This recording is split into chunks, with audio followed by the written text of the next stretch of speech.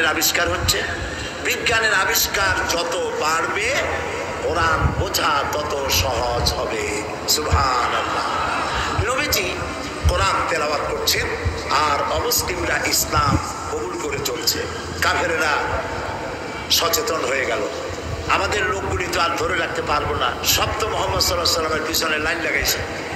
তখন তারা হযরত ওমরকে লাগিয়ে দিল, যেই লোকটাকে যেখানে পাওয়া যায় সেখানে মারো। হযরত ওমর রাদিয়াল্লাহু তাআলা আনহু তখন জাহিল, তিনি কাফের ছিলেন, মারার জন্য নেমে গেলেন। কোথায় পাওয়া যায় খুঁজতে খুঁজতে জানা গেল যে তিনি মসজিদে হারামে নামাজ পড়ছেন। পিছনে গিয়ে ওমর দাঁড়িয়েছেন, অপেক্ষা করছেন যে ঠিক আছে নামাজ পড়তেছে, নামাজ পড়াটা শেষ হোক, তারপরে আচ্ছা তো দেখ।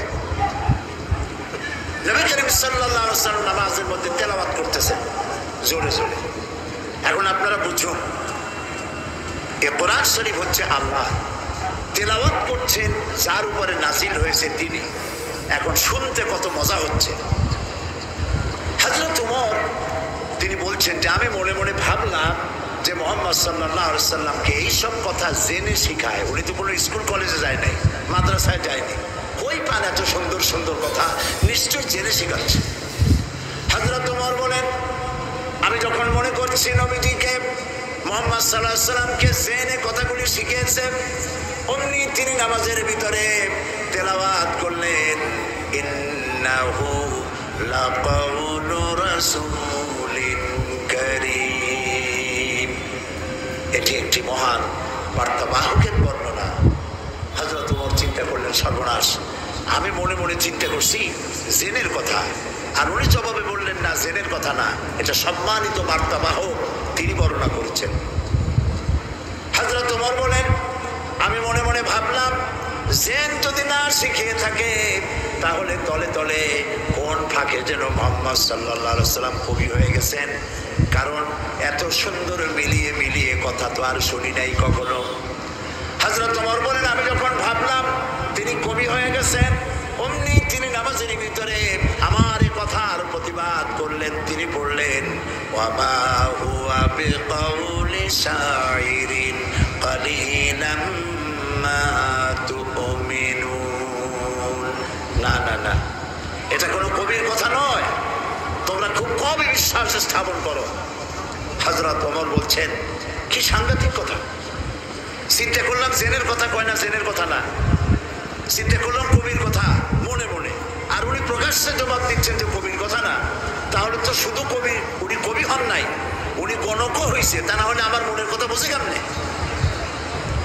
হযরত ওমর বলেন আমি যখন মনে মনে চিন্তা করলাম তিনি গণক হয়েছেন, অমনি নামাজের ভিতরে তিনি আমার এই কথারও জবাব দিয়ে দিলেন। তিনি বললেন ওয়ালা বিকাউলি কাহিনিন কালিলাম মা তাযাক্কারুন। না, এটা কোনো গণকের কথা নয়। সুবহানাল্লাহ। তোমরা খুব কমই উপদেশ গ্রহণ করে থাকো। হযরত ওমর বলছেন এবার আমার পায়ের তলা থেকে যেন মাটি খসে যাচ্ছে। কি আশ্চর্য কথা, যা মনে চিন্তা করি তার জবাব আসে নামাজ থেকে।